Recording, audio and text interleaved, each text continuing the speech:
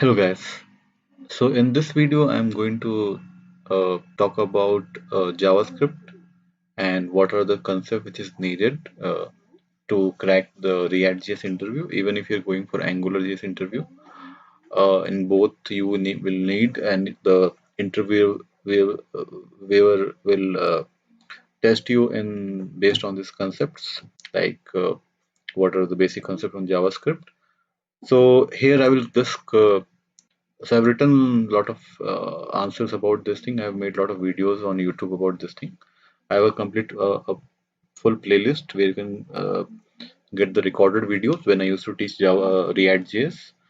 Personally, I don't teach it right now. I have my own institute. So, but yeah, when I started 2 years back, I used to train people myself. I used to teach myself. So my videos are there where I'm teaching the students. So if you want to refer the basic concepts like what are objects, functions, classes and other concepts which is very important to JavaScript, you can very well go and watch this video. These are long videos, these are recorded videos of the live classes. So yeah, but yeah, if you want to take some like points out of this thing, you can free to go through these things. Okay, and also I've written answer on Quora. If you just search this question on Quora to get my answer, what are the most important JavaScript concept to know for a job interview. So I've written this thing. So in this video, I will go through all these points. I've written multiple points in this thing. So I will go through all these points, and this video will not make too long, but just covering the what are the most important topics or most important areas which you should have a clear idea when you go for an interview. So those things we will cover. Okay, so let's start. So the very first thing which I have written here, that interviewer can ask you, so what is a reference variable? Okay, what is a reference variable? What is a reference type? Okay, so what is reference variable? What is reference type? I've written the answer also here. So any variable, like variable, we store any variable we need for storing value. So if that variable is storing an object, that variable is known, we can say it is a reference variable. And if it is storing a simple type, like primitive types, like integer, sorry, not integer, a number or string or boolean. So these three types are primitive types in JavaScript. So that will not be a that variable will not be a reference variable. I can't say it is a reference variable because it is not holding a reference to the object. Okay, so this is very important concept. I'm not going deep into this thing. So if you want to explore, you can go through my videos, or you can search on the internet what is reference variable in JavaScript. What do you mean by reference to a object? Okay, and this is very important concept. Okay, even functions are objects in JavaScript. This is also very important concept, that a function in JavaScript is actually an object. What is an object? Then again, I can't go into like much into this thing, but just explore what is an object, what is not an object. Okay, so these things are basic concepts, and the interview will focus on these things. So just brush up these things and make your concept clear about these things. Go through my videos also, and you can explore on internet. There are a lot of materials available around these things. Okay, now second question. Difference between JavaScript object and JSON. This is also like a confusing topic because many times people think, okay, JSON is nothing but JavaScript object, but that is not really true. Okay, I will tell you why. So JSON is actually has a different format. It is actually a JavaScript object notation, but it is not equal to a JavaScript object. In JSON, whatever properties we are making, it has to be in double quotes. There is a mandate. Okay, suppose you are this is an object. Yeah? This name is in double quotes, street in double quotes. Okay, so let's suppose if you say JSON. Okay, if I make a simple object, it looks like this, where obj1 object is equal to simple object, nothing like this. I can say age, and then I can say 30. But if it is a JSON, it will look like this. The object will look like this. Age will be in double quotes always. So this is the only difference between a JSON and a normal JavaScript object. A normal JavaScript object is used inside a program in JavaScript, Okay, and that is different from a JSON. JSON is used in like calling the APIs, getting request and response, and in there when you pass this payload, it should have always the property name in double quotes. Okay, so this is very important. There is a method also. If you just do this thing, JSON dot stringify. If I do this thing, no, obey j1, so it will print me something. Let's suppose I want to test this thing. I will copy this thing.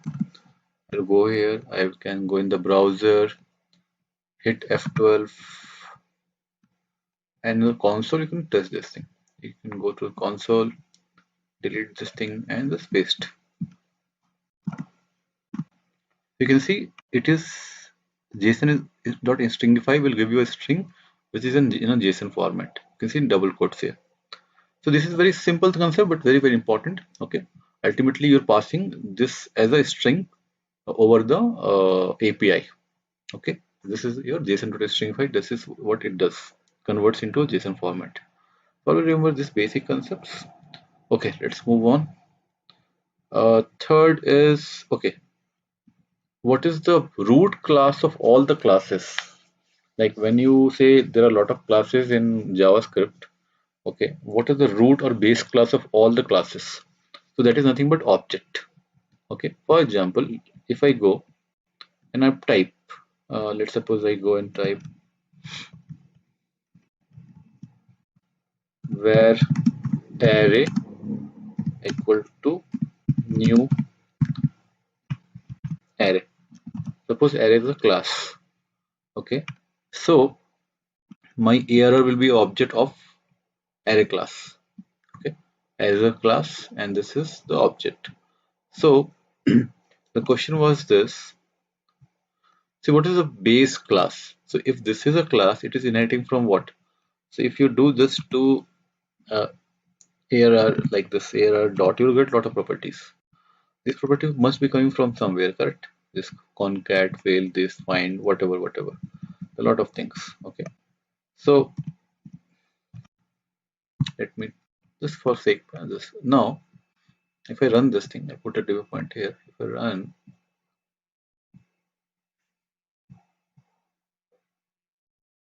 okay, so if I move my mouse here, array, you can see this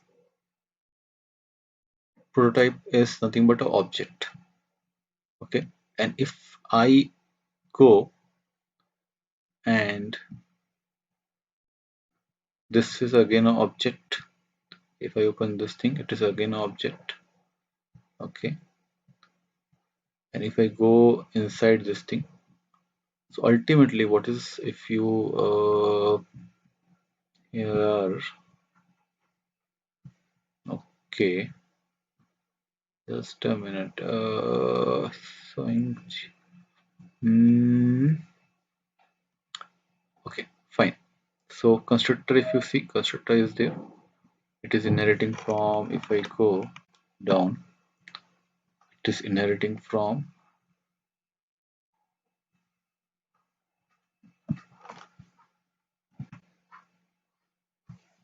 so if you go down, you will find this all these things.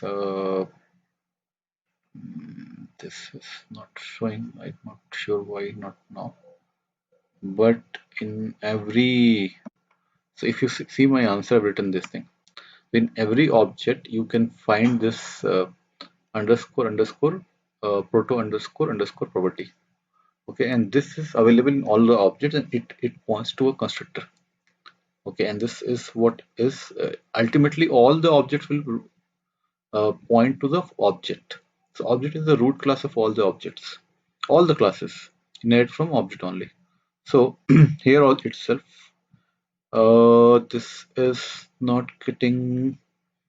This is new array. Not sure why it is not showing up here. But if I do array and type object, okay, so if you go here, if I go here, the constructor property, if Yeah, there you can see. In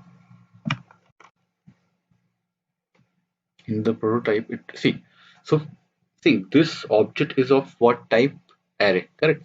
So that is visible in this thing. It is made. It is a array. Okay.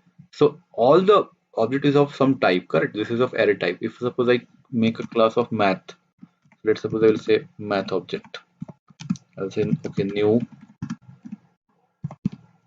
math. Okay. So now if I rerun this thing,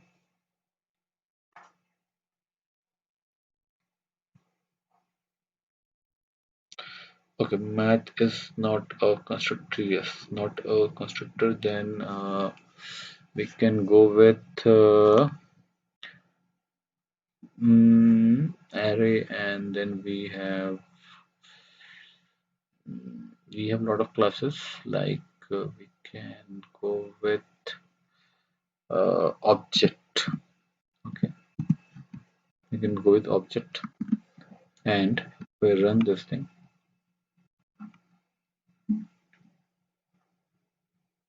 Yeah, so you can see this is of type what object, and here the type was prototype was, you can see array. Okay, so my point is that all the objects will have a type which is visible in the prototype, है ना? But if I open this thing, it has a constructor property which is pointing to what? Object.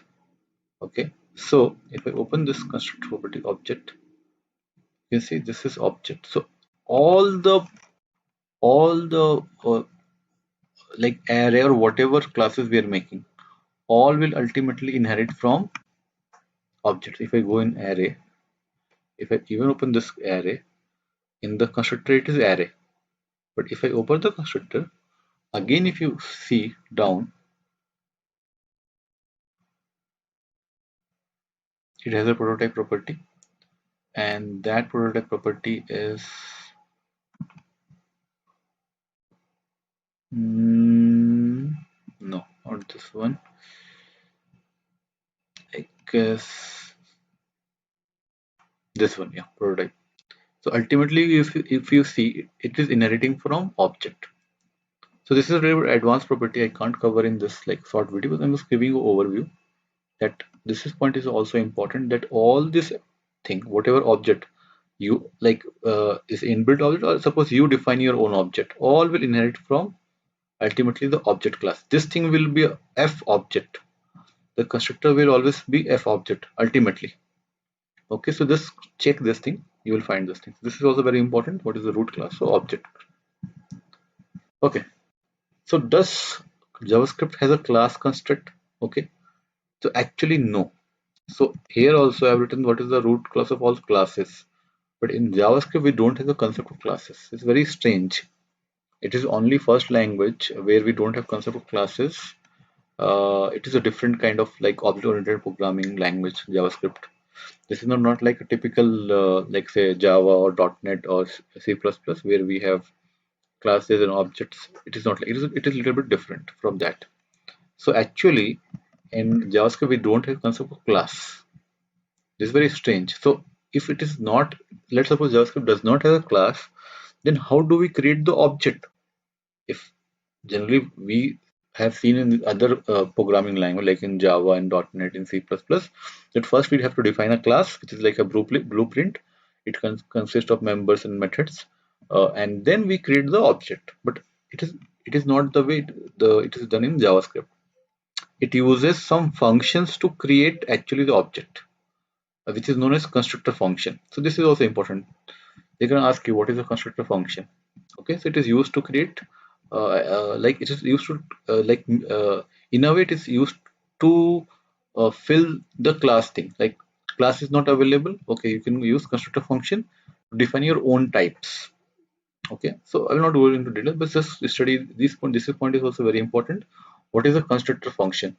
Okay, and class is not available in the plain JavaScript. Plain JavaScript is known as nothing but ES6, ES5, sorry. So ES5 is nothing but your plain JavaScript. So this thing, if somebody asks what is ES5, so ES5 is also known as vanilla JavaScript, or like plain JavaScript. You can just think like that. The new versions is ES6, 7. These are new versions. Okay, and it has a class keyword is there. Okay, but this is just a wrapper actually. This is just a wrapper. Just think like it is just a layer. It is a layer. Internally, it is nothing but plain JavaScript. So don't think this is a new version of JavaScript. No, this is just like a wrapper. Okay, syntactic layer. So it looks like okay, this is class keyword is now available, but and ultimately the class keyword will convert into functions because class is not available in JavaScript. So ultimately it will convert into the function only. Okay, and if you want to check, you can check on this thing ES6 to ES5 transpiler. If you search this thing, you can go in this thing and sorry, not this one, but if you go, yeah, here you just paste the, let's suppose I type like this, you can see class student, it is converted into class student only. But just give me one moment, I will just do one thing. I'll go here and check this thing, force all transform. Then you see what happened. It now converted everything into plain JavaScript. So class is there, but here you will not find the class keyword. Just check this. There's no class keyword here. So this is the ES6 syntax, and this is the ES5 like normal vanilla script. Okay, so this is getting converted. So this class keywords, sorry, gets converted into plain JavaScript. So always remember this basics points. When you have time, so you're not aware of these basics points. Okay, but there's no class keyword in JavaScript. See this here, where we can see it's not there. It is just a syntactic. You think okay, this is a class, actually it is not. Okay, so just try to understand the basic concept. It's very important. Okay, now move forward and we can again go there. Sorry, yeah. Now this is also very important question. Why JavaScript functions are known as first class objects? Why? Because in JavaScript functions are treated as an object only. For example, if I go down, I've written the answer here. Let's suppose this variable f1 can contain different values. It can contain, let's suppose, array. It can contain string, boolean values. Similarly, it can also store function as a value. So in a way, functions is also a value in JavaScript. Like let's suppose we have a value which is an object, which is an array. Now array and objects, and these are of type object. These are reference type. Similarly, function is also an object. Okay, that's why it is known as first class. It is all the property of whatever a normal object will have. So that's why it is known as first class object. Okay, because it behaves like a object only, and then it behaves like a function. So this is also very important concept. The interview can ask you why JavaScript function are known as first class objects. Explore more on this topic. This is very important. You know how, why, and how it works. And what is a higher order function? A function which takes function as a parameter. So if you see this function f2, f here is just a name, but this is like we are passing. Let's suppose we are calling f2, so we pass f1. And what is f1? F1 is a function. So when we pass function as a value, so this f variable can hold the reference to this f1 function, and it can call that f1 function, correct? So this is known as higher order function, a function which takes argument as a function. That is known as higher order function.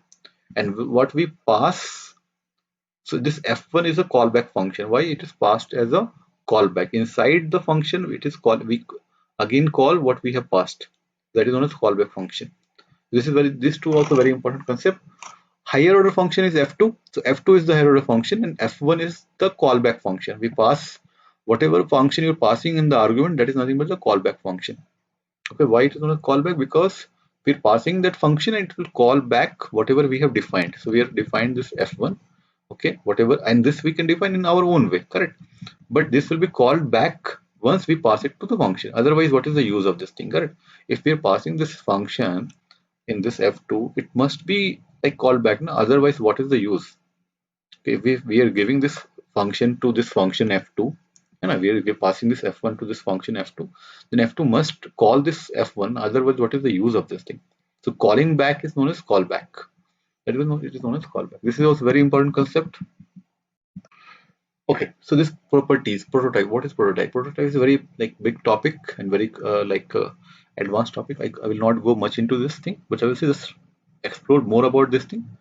Okay, here I will give one example of prototype. So what happens? Let's suppose we define a constructor function. This is nothing but a constructor function. Function person this dot name, and so let's suppose what happens. We need to define a one more method. So instead of defining this dot display method here, we are defining that method as a prototype on the person constructor function. So what is the advantage of doing this thing? That let's suppose we will make 10 objects of person. So we will have 10 copies of name and age, correct? Each object will contain name and age. So suppose we have 10 objects, name and age will be also present in every object, correct? And similarly, if we define display here, so display function will be also available in all the 10 objects, correct? But that is not required because this display is a method. It is just called from outside, correct? So why we need 10 copies of this display method? We can have a single copy. So when we define prototype, it is like common to all the person objects. So person is a, let's suppose person is like a class. This constructor function behave like a class.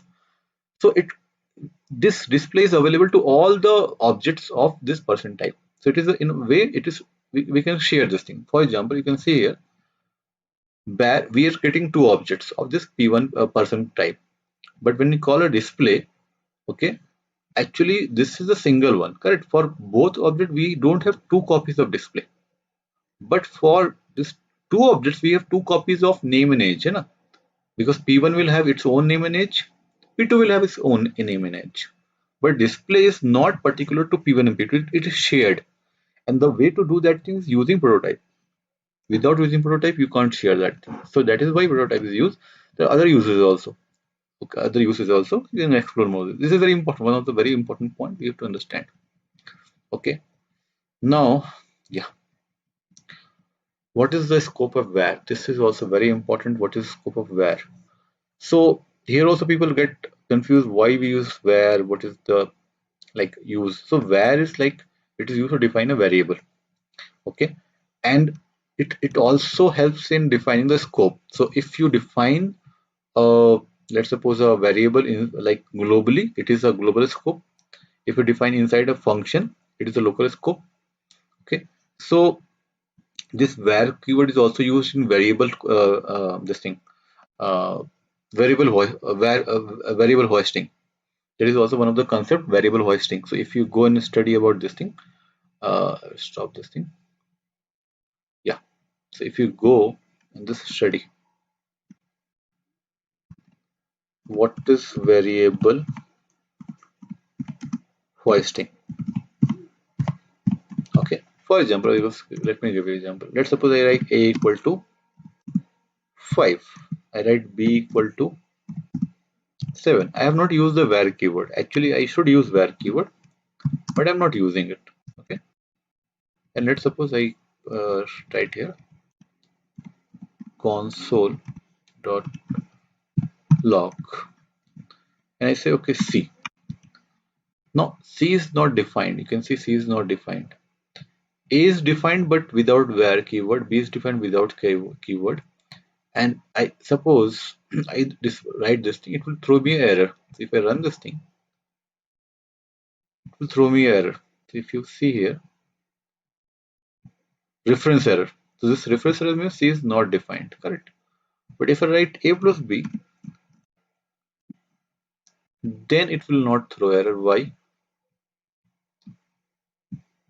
You can see this is output is 12. Means this is not, so where keyword is not compulsory. So if it is not compulsory, then why we are using where keyword? What is the advantage? Well, there is the advantage. So let's suppose I write here where b. Okay. So what is the advantage here?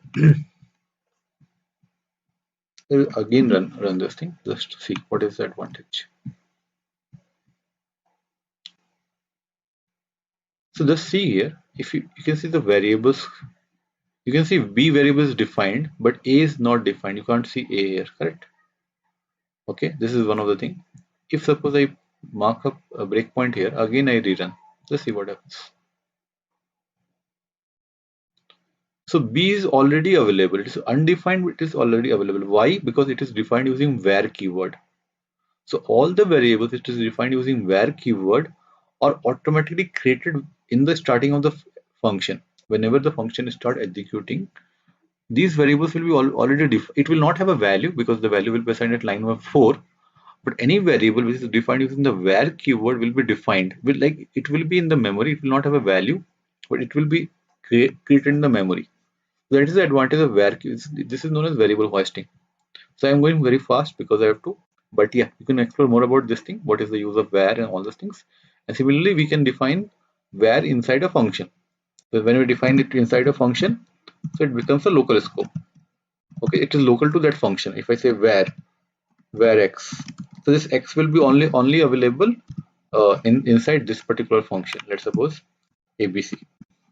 It will not be available outside this function. So this x is local to this abc. That is in the meaning of local scope. So just remember, in JavaScript we only have two scope. One is global, like this thing, and one is local to a function, local. So only two scope is there. There is no third scope. Okay, so always it is very simple. JavaScript is a simple language, but you have to understand it. Okay, closure is also one of the important property. You can just study about this thing. I'm not going to explain because it is very vast topic. We are taking a lot of time. But this is very important question which is also asked in the interview.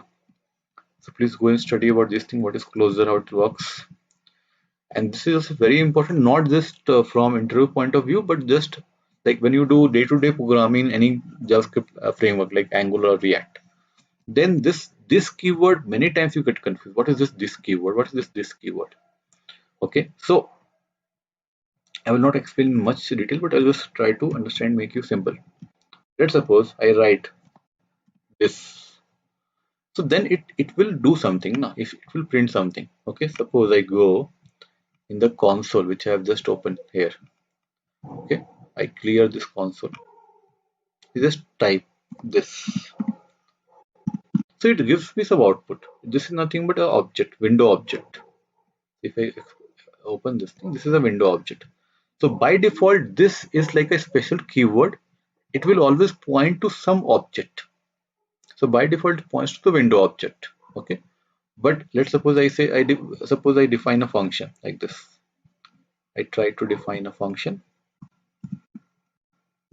x, and then I write this. Okay.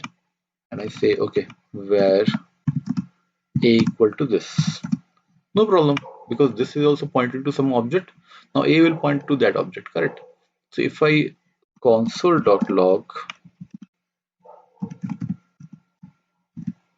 a, which is nothing but this, what outputs which I should expect, and then I have to call this function, correct? Without calling this x function, how this will run, correct?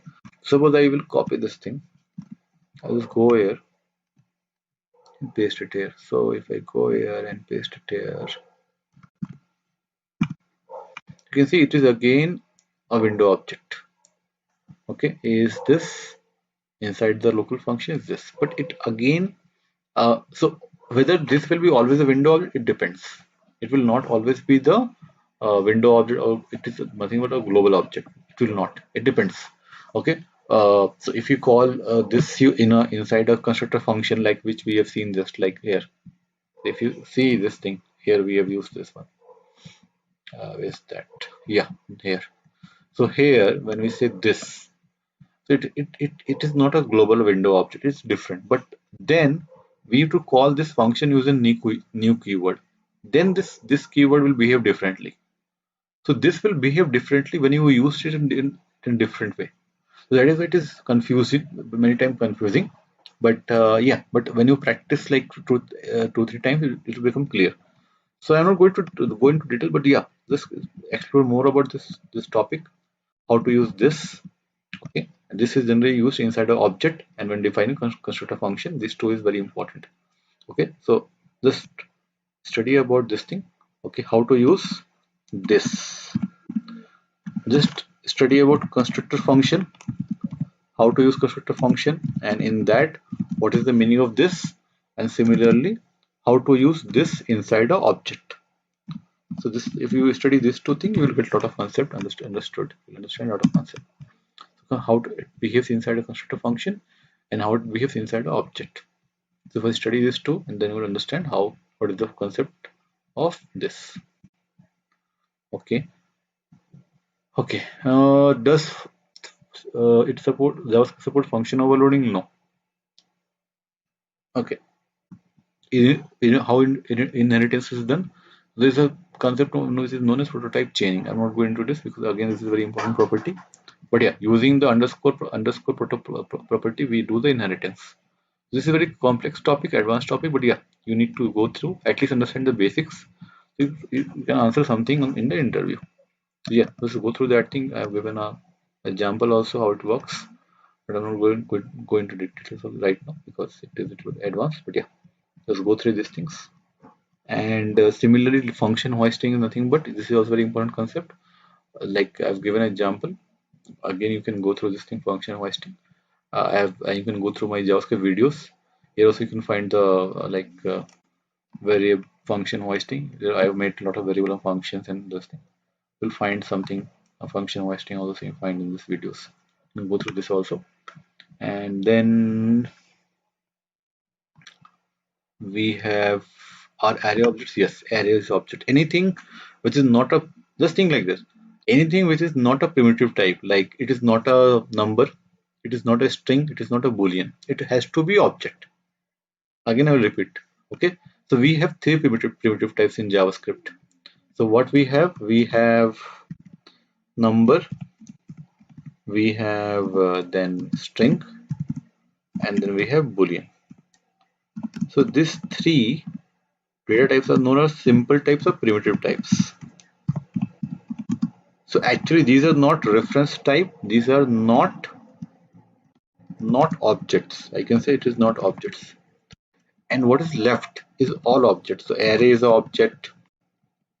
Okay, then your function is an object. Then whatever we can define using our own constructor function, that is an object. So these are all our objects of type objects. This is very simple. So which is not a primitive type, it has to be of object type. Just think like that. Okay, so except these three, all are objects. Even function is also an object. So explore more on this topic. This is very important. And sorry, yeah. And then what is callback? I have already taken this thing. Callback and hierarchy function. This is also important topic. Yeah, and then we have some very important questions on arrays because we do a lot of transformation on arrays. So what is a map method? What is reduce? What is filter? How it is used? Why we need these things? This is related to functional programming, but you don't need to go into functional programming. It's a very advanced topic. But yeah, just understand the basic of this thing. What is map? What is filter? What is reduce?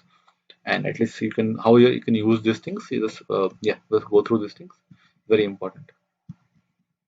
And then yeah, I have yeah. What is the has-on property? These are very common questions in JavaScript. What is has-on property? And then this is related with inheritance and how it works. So this is also very important. What is underscore proto? This is also very important. Okay, so let's suppose I give you example here only. So if I go in the browser, I clear the console, I type like this, array equal to a array. So this is a simple array. I have created a simple array like this. So if I do array dot underscore proto, you can see this property is coming. If I do like this, you can see what is coming. If I expand this thing, you can see constructor. And constructor is f array, correct? So if I do like this, again if I minimize this thing, again repeat myself, dot Constructor. So what I will get? You can see this is nothing but array. Because this is of type array, so if you have to understand what is the type of any object, just do this thing: dot underscore underscore proto underscore dot constructor. It will give you, okay, what is the type of this thing. Okay, let's suppose I define a function. I say where f equal to function. Yeah, let's suppose I define this thing. If I say f dot underscore proto dot constructor, so now see what happens. You can see this is of type function, f capital F, and this is of type array capital. Okay, so this is also one of the type. What is constructor function? This is also constructor function. So this f is an object made, and type is function. Here also this array is an object, but type is array. So how can you like find out what is the type? Just do this thing: dot prototype dot constructor. So this is how it works. So there is a lot of prototype chaining and inheritance happening here. So these are all again advanced concept, but basic things you should know. And as I told you, everything ultimately inherits from objects. If I keep on like if I just write f, okay, and if I keep on it is not happening, but yeah, if I keep on going down, I will see this is, you can see here, this will not here, sorry, if I go down here, you will see this will be ultimately object. Yeah, ultimately you can see object. Okay, so yeah, so everything will ultimately be is like inheriting from object. You can check this also, you can check function also, you can check other types also. So this will be hold for everything. And now, so whatever questions I've listed out, these are the very important question. And if you cover all these things, it will cover almost 70 to 80% of the concepts in the interview questions. Okay, and then we are almost done. Yeah, we're almost done. But yeah, these are the very most important questions in JavaScript. If you study all these things, your concept will become very good, and you practice these things. It's not so simple, but yeah, if you do that thing, and if you go through my videos also, you will get a lot of like ideas about how this work, how ES6 also I've made a lot of videos. You can go through that also. React also I've made some videos. You can go through that also.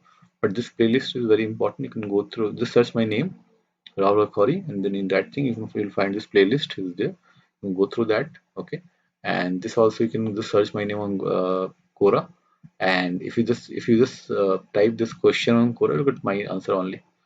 Okay, if you just search this thing, what are the most important JavaScript concept to know, or just search what is the most important JavaScript concept to know for a job interview. This search this thing, you'll get my answers. Okay, so why fine? I guess this is good, and uh, yeah, ReactJs is a very big topic. I can't cover in like one video, but yeah, for JavaScript interview, you need to have your foundation right. And what is your foundation? JavaScript. If you're not good in JavaScript, you can never be good in React, because that is the foundation. React is not a language, it is a framework, it's a library. Okay, but we do coding in the JavaScript itself, correct? So if you don't have a proper idea about a JavaScript concept, you will face a lot of difficulty when you're doing the coding, and you will do a lot of mistake. So a proper JavaScript concept is very important. That's why companies looking for this thing. They will take your interview. This is like a must thing. You must know. Okay, what else you should know is ES6. Obviously, ES6 is very important, and then you should know like so if I list down what you should know apart from for React interview, you should know ES6. What is ES6 concept? What is ES7 concept? What are the new features and all those things? And then you should know React is fine. React, obviously you have to study, you have to make some projects, understand how the authentication works, and this like how to make your application secure, and all those things is also important. So you have to study these things, and if possible, you should learn hooks. Hooks is like right now very like almost every company is trying to migrate or working on the newer framework of the React, which is nothing but hooks. So hooks is very important. Some company might ask you Redux. Okay, so Redux is also important, but yeah, like most of company will prefer hooks. So hooks is now become like more popular, but yeah, some companies still will be using Redux. But I will make a separate video on these things about what to study, not to study. But yeah, but this video is more about like getting a hold of JavaScript concept, which is very important from like inter-purpose. And in one video, I've covered almost most of the topics which is there, so you will not miss like anything. Just go through this all these topics, take your time, do more and more practice, you'll become better in this. So hope you like this video, and yeah, see you again. Thank you.